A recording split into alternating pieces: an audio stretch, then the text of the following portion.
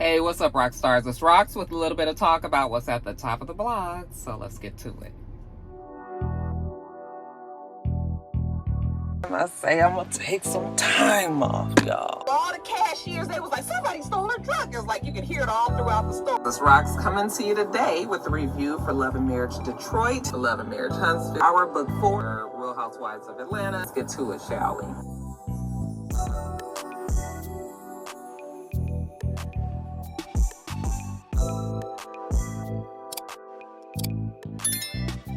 All right, rock stars. I know it's a different look, might be a bit of a shock, but you guys know I'm about to be on vacation, child. So we had to put the vacation hair back in. All right, how y'all doing? How y'all feeling? How y'all living? All right, first story up, you guys. Before we get to the let's talk about the serious stories. Let's talk about the Manhattan that happened. Shane Tamura, he was the shooter. And he was a person who claimed he had CTE injury to his brain. And that was the reason why he walked into the building that housed the NFL like corporate offices, like the office on Park Avenue. He entered the building and with the intention of going to, well, they believe with the intention of going to the NFL offices there. However, the mayor of New York, New York City, Eric Adams. It's Eric Adams, right?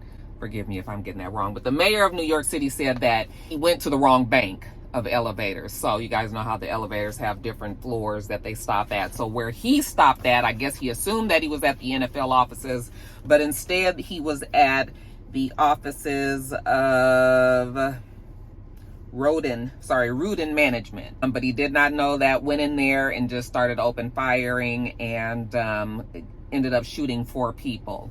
I was watching on the news last night. They showed how the folks, once they realized that someone was in the building and was shooting like that, that they had barricaded the door. Did you guys see that video of them when they had like all them chairs and all the furniture, like everything up there, piled up there, trying to just keep him from going? He ended up shooting himself. So besides the 4 people that were killed, I believe there was a 5th person that was wounded. Okay. And they said that he had a rifle that was similar to what the military uses. And yeah, he was in there. It was strange because they said when he was getting on the elevator, there was a woman that was getting off. And that was the first person that he passed. And he allowed that woman to just get off of the elevator. That's probably... actually, I don't know if that was down on the bottom floor or if that was up on the floor where he started shooting. But if it was on the bottom floor, I'm assuming maybe that's because he didn't know where she was coming from and he had like intentions of going directly to the NFL offices. Okay, so yeah, but that woman's life was spared, and I know she is thanking God this morning. Whoever that person was. There actually was, even on the video, the pictures that they showed when he was walking into the building, you could clearly see he had a gun, and there were some guys like a couple of, some feet behind him that you could also see, and they probably were lucky as well, because if he wanted to, he could have just, turned around and just started shooting even in that open quad area. But, yeah, so anyway, the guy, this Shane person, he claims that he has his own... He diagnosed himself with CTE injuries. You guys know the CTE is the brain injury that they say that many NFL players suffer from because of the contact, like the constant contact, the constant concussions, and just being rattled around, their brain being rattled around in their head so much that many of them suffer like really serious brain injury and have cognitive issues and behavioral issues and all kind of things, So he's saying that, well, he left a note behind that said, study my brain, okay, and that he had CTE. He never played in the NFL. However, he played high school football, and he said that was where it happened. I mean, it could have still been because, if he had been playing from like Pop Warner days all the way up to high school, he could have still suffered some brain injuries. I think that maybe a lot of kids, back in the day, they've changed a lot of the way that football is played in Little League now. But You know, back in the day, really, like when my age, like Mr. with them, when they were playing, I'm sorry, I don't know why I feel like I'm stuttering a lot. Like I'm anxious. I'm ready to go on this vacation, you guys. But anyway, and I just lost my train of thought. Just lost it. But yeah, you guys, this story was really sad to see. Oh, that's what I was saying. Some of the rules in the Little League games back, even when Joe was playing, used to be kind of like, oh, that's a little rough, you know. I know that they needed to make some changes. I mean, football is just a very violent sport. You know, I guess if you're on the line, if you're one of those ones that's playing tackle, I mean, the ones that are tackling and all that, you know, it can be tough. So this guy believes that he suffered from CTE. This was around 6:30 p.m. on Monday night. Yeah, very sad. He did have a documented mental health history, you know, so they did know that he had some issues in the past. However, nothing as serious as this. But they said that the co-worker of his had bought a rifle for him a while back. He's a security guard at the Horseshoe. Because the man, I believe, is from Las Vegas, or he's from Nevada. But he drove all the way. So they were able to track, like, him driving all the way from Vegas, you know, all the way to New York. And, yeah, went into the Park Avenue building and wreaked that havoc. And again, super duper sad, you guys. I mean, you get up, you go to work that morning, you do not expect to lose your life in something as senseless as this. There's so many people that's out there with mental health problems. I mean, it's just a scary time in the world today, you guys. You know, stay prayed up, child. You just don't know what might come of it. You know, and again, like I told you guys last week, like, you know, try to say you love the people that you love, because you just do not know. You do not know. I know it's a cliche thing to say, but these days it's starting to feel like it's true. Like more and more true, and not so much a cliche. Prayers up for the families of those victims that were involved. Hopefully that fifth person, they do expect the fifth person to survive. You know, the guy has killed himself, so we don't even have, there's no way there's no answer for none of this. It just happened. It was a sad situation. Senseless lives were lost. And yeah, so here we are. So yeah, but prayers up for the families that have to deal with this, okay? And you guys hold your heads up in New York City. I know you guys, New York has been getting battered. Like, there's always something happening up there. You guys hold your heads up and be safe, okay? Let's move on to the next story. Okay, you guys, so I know I said that I'm probably going to start talking about maybe politics more in a video. It's still, you guys, politics makes me really, really anxious. I know you guys, I've talked to you guys at times about times of me having anxiety problems. And like right now, I feel real anxious because I'm about to go on vacation. I know I need to do this. We're having a retirement party for my director. And so there's a lot of things going on. So it makes, you know, I'm just wound up. And politics winds me up too. Makes me nervous because it makes me worry about the state of the future. Right now I'm saying I'm going to do that, but if it starts to feel like my mental is starting to get affected, then I might have to, you know, do something else. But we're not talking about politics too much here, but we are going to talk about YSAP and how he is crashing out. Like, I feel like every day I'm just looking at the news. I have not been really involved in anything. Like, I just see what is going on. Mr. listens to the news all the time, so I hear things that YSAP is saying, and, you know, all of the fuss and the House and the Senate and what everybody is doing, and how every day he turns around, he's got another claim that he's making, all because of a distraction. You know, everyone is trying to, I don't think YSAP realized how much people were going to be coming down on him when he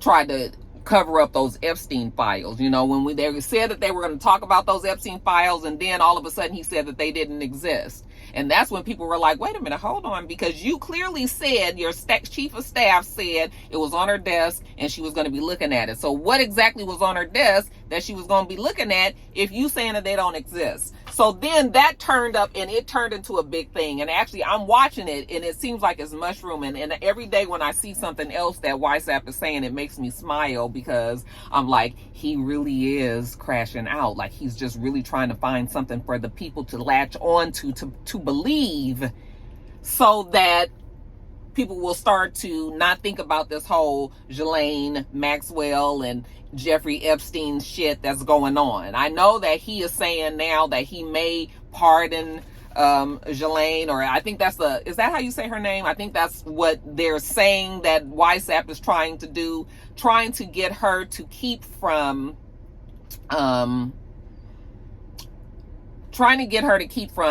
saying anything about maybe what she might know about him being involved with Jeffrey Epstein. But if the files have not been tampered with, and if they are still in their regular form, the files, it won't matter what Ghislaine says. It'll matter more about what's in the paperwork. Now, they have said that they're not going to pardon her, okay, and that they are not going to give her any kind of deals or anything. But if YSAP can pardon her, but that will look bad on YSAP's part, because I think that will even make his base that are starting to flip on him be even more upset with him. I think he will lose even more people. So he's stuck in this weird place because he can't really excuse her without, or you guys know what I'm saying. He can't really let her out of jail without it looking like he was letting her out for a reason. Now, they're not going to offer her a deal. They said they won't offer her a deal for her to talk about YSAP either. So it's just all going to come down to whether or not those files, if they haven't been tampered with, what exactly they say. Now, they say that the DOJ had already told YSAP that his name appeared in those files quite a bit, and he was aware of that too, So now I think that YSAP's new angle will be, if those files do come out, he's going to say that they were placed there by Biden. Because now everything is just Biden, Obama. He blames whoever he can point the finger to, that's who he's pointing it to. Now he's saying that Beyonce took an $11 million payment to speak at the rally. And that is another distraction. That's something else for his base to go running after, to say, oh yeah, they probably hid it. It's probably not going to be on the ledger as Beyonce's payment, but they probably hid it under some other payments, or said that they were going to, give it to her at a different time, or in a different way, or in a different name, or something like that. They're going to always try to figure out an excuse for it. But yeah, he is really trying to, say anything that he can to get people to go off on those tangents. But to me, it just makes YSAP look crazier and crazier. So I just smile at the TV when I'm watching these things.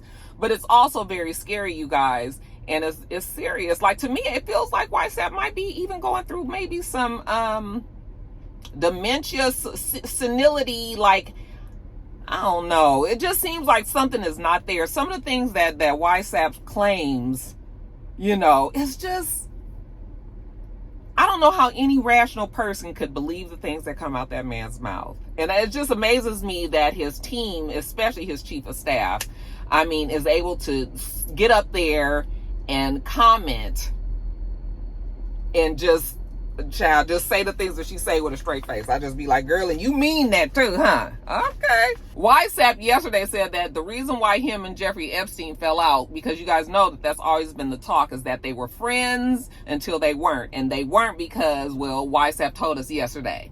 Because YSAP had his spa at Mar-a-Lago, and Jeffrey Epstein had his spa at wherever he was. And he said that his spa was very popular and that all the people used to come, it was the best spa in the world. Everything is best in the world for YSAP. And he said that he had all these girls there, and some of the girls were underage. He said, some of the girls were 18. And beautiful girls, all the girls. They loved all the girls there. And but Epstein would come and he took some of the girls, he stole them. And I was just like, why is he talking about these girls? First of all, like they property. He stole the girls. The girls just went with Epstein to his place and stopped working for you? You didn't own them as property. What the fuck you mean you stole them?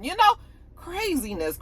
But he said that Jeffrey Epstein stole them. He told him don't do that no more. And Epstein was like, my bad. Okay. But then he said he turned around and he went and he stole some more. And once he found out about that, he was like, that's it. He's out of here. And they haven't been friends ever since. So they fell out, billionaire friends, for 20 years because Jeffrey Epstein stole a couple of beautiful girls underage, 18 years old, from Mar-a-Lago. That is the stupidest story. And like when he said that story yesterday, I just was smiling to myself because I was just like, everything he says just sounds crazier and crazier. But okay, because I know his base. They be on him, you guys. But I am noticing that slowly more and more people are starting to demand, like, okay, why say out there? I know you want us to believe these things, but this $11 million payment with Beyonce, I know she probably regrets even getting involved in that rally. Beyonce doesn't do those type of things, but I think she felt because it was a black woman that was something that she needed to make sure she was a part of. But now, look, she got these fucking problems. Nobody need to be dealing with that stupid-ass WhatsApp insty way. We're going to get on off of that. I'm going to pray on the political videos, okay? And I'll let you guys know next week, okay? Next story. All right, you guys, next story up. Deion Sanders, you guys. That story, him having bladder cancer and having to go in for surgery the other day was just about the biggest shock to me. I don't know why it was so shocking to me because, usually you'll hear some kind of stories about something, like it will just come out. Like we just didn't hear nothing about Deion Sanders being sick. Now, we know that he's had a lot of health problems, but I just always thought that it was concentrated around his foot area. I knew that he, his toes being amputated. But apparently, from him having all these issues with his toes being infected and all that, the infection had got into his bloodstream.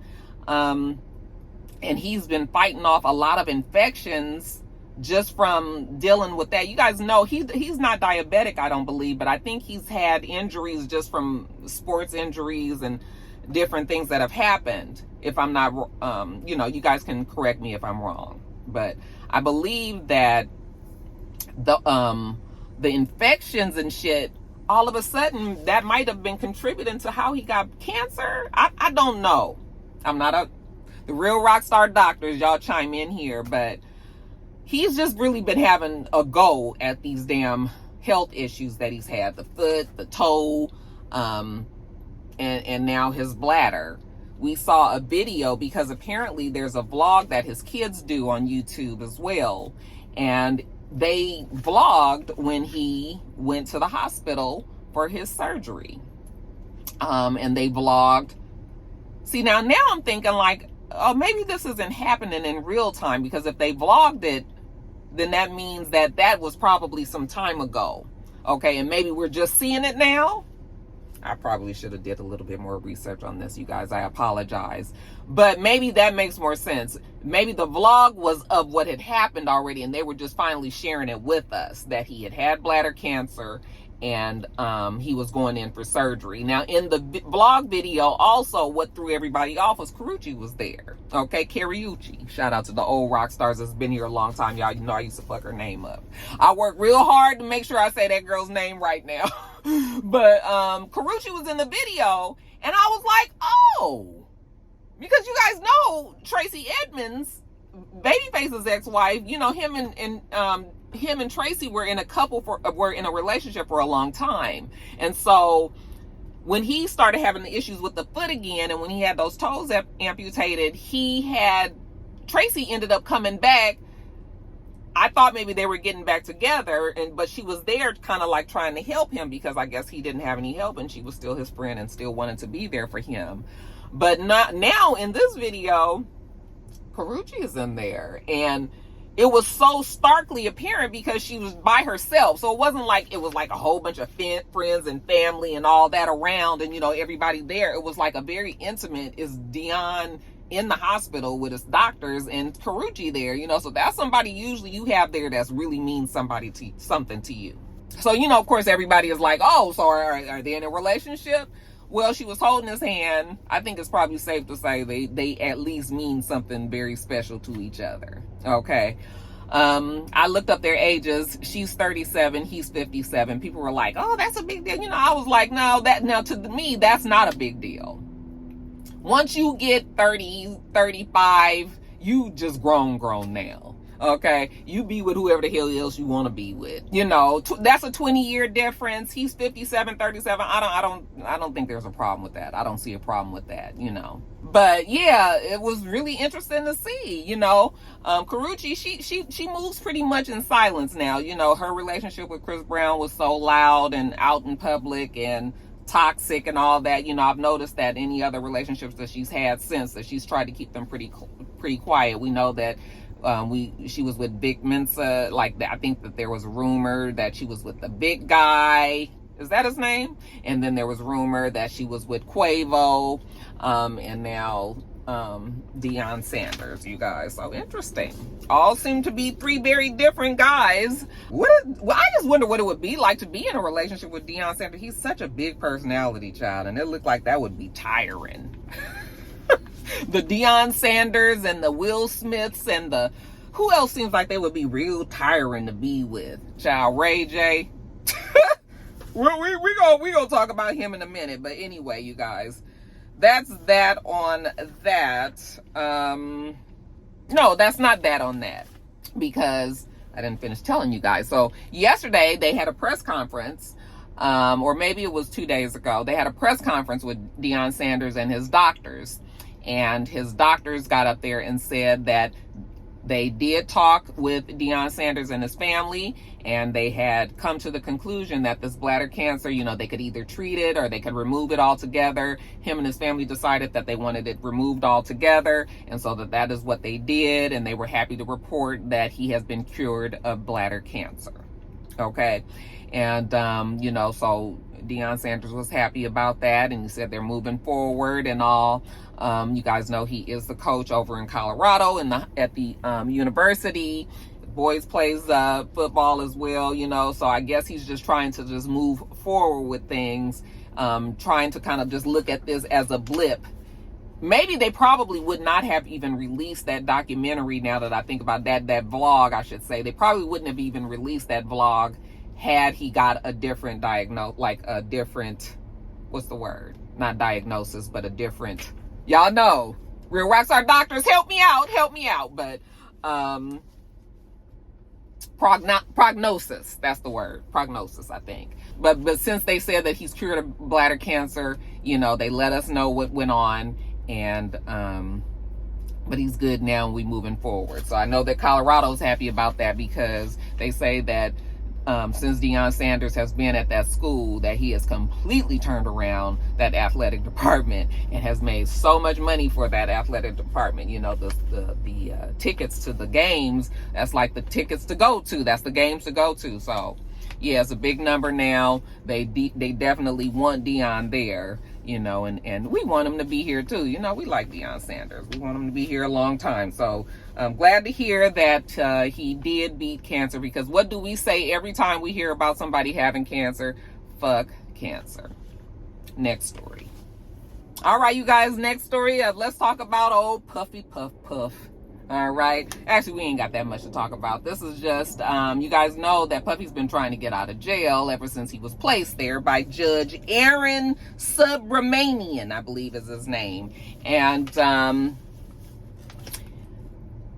he's been in there ever since he was found guilty, not on the sex trafficking and not on the prostitution, but definitely on the crossing state lines. Okay. However, as far as Diddy's defense team is concerned, they're saying that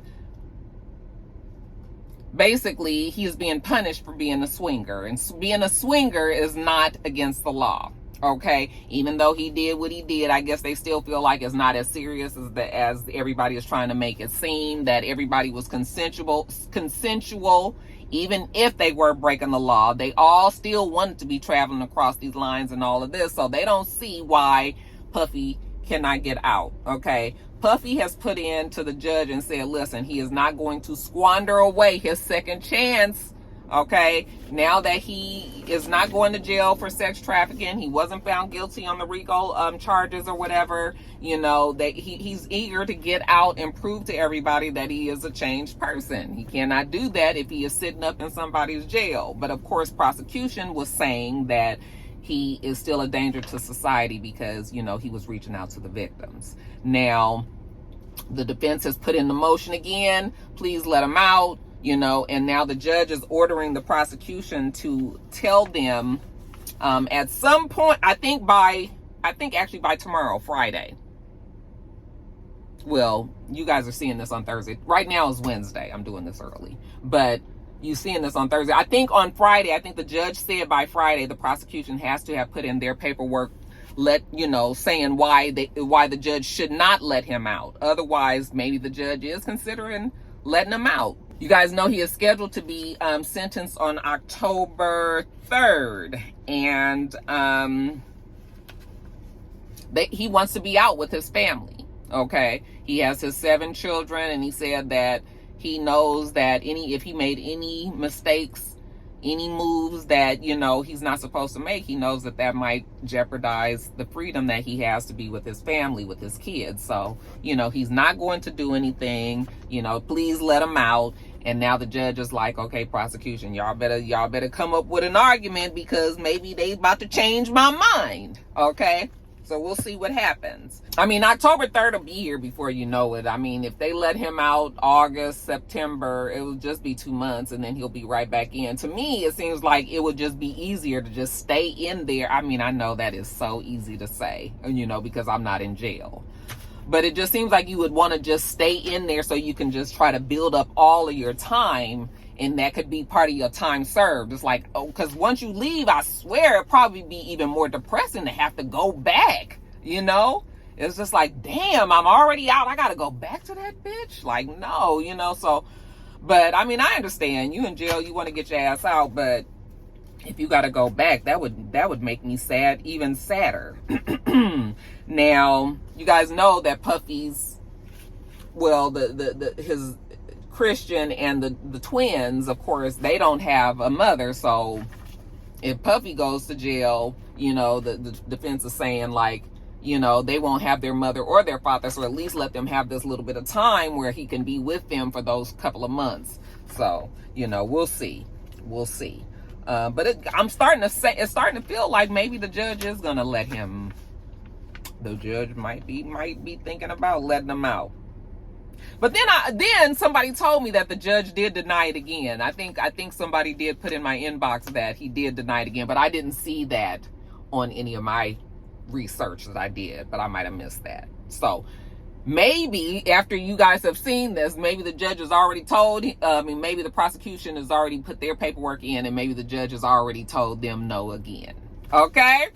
All right. Let's move on. Lastly, you guys, Slim Thug, he was very, very upset. Very, very upset, and he wants everybody to know that he is not trying to be with Meg Thee Stallion, and that he was just playing, you know, when he was talking about him having a crush on her back in the day. Okay? Now, I didn't even know that this was a thing, child. And listen, I used to really have like a cute little crush on Slim Thug. Like back in the day, everybody was like, "Ooh, he's so tall. He from, you know, Houston. He country. He cute and all this." But I don't know what done happened since Slim Thug done got older, child. I done figured out that social media sometimes is not a place for my generation, child. Sometimes we just don't quite know how to gel with the millennials. Okay, because it's men quite the millennial age. Like sometimes you can tell the difference. And it be in situations like this, because it was just sort of like, Slim, why you even responded to this? Why you even saying anything? You just making yourself look worse. So remember back in the day when he would say cute little things about Meg or whatever, and then we saw when Meg had her concert, and when she was in Houston, she had all of the, remember she was going to different cities, and then the rappers that were known for those cities were coming out. So when she was in Houston, and she had Slim Thug come out, and she had all these people, Bun B and all of the other people. Okay. So, and then everybody then was just sort of like, oh, look at the two of them. They did look good together when they was up there on that stage, because they both are very tall, and, you know, and they was dancing and everything. You know, it was cute, right? But I didn't know if I thought anything about it. I mean, Slim Thug is my age. Meg is younger. Like, I just didn't ever really take him seriously.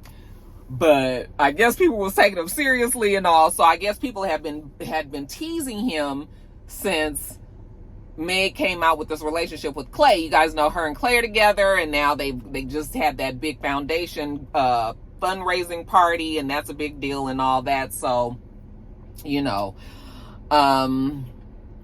and so I guess people were starting to be like, oh, I know Slim Thug is, you know, over there crying in the corner. His girl is gone and all that. And I guess he couldn't take it no more. And so he had to defend himself. But I was just like, Slim, this was one of them things you just took on the chin. You didn't need to be telling everybody you don't want to be with Meg now and you happy she with Clay. Because that just makes you look like somebody whose feelings got hurt. You know? It's just sort of like you should have just been like... I mean, that's something that you should have just pewed when you went on like an interview and somebody mentioned it. You'd been like, oh, I was just playing. That wasn't nothing serious. But when you get to responding on social media and making videos and shit, that's when you start seeing that people in my generation don't need to be on social media fucking around with certain things. Y'all don't be responding. Just be like, oh, that wasn't serious. But now it's starting to look like, oh, did you have a little bit? I mean, Meg is a cute girl. That body is banging. You know, Slim is a good looking guy though. He's a good looking guy. You know, we wanted it for him and LaToya, and then it didn't work out, you know, and LaToya then moved on, got married and all that. You know, Slim's still over there. Okay. But I still like Slim and everything, but yeah, no, just sit it out, child. Just sit it out. He was really looking like he was crashing out over it. All up in the camera like this and everything. I was like, it's okay, Slim. We got you.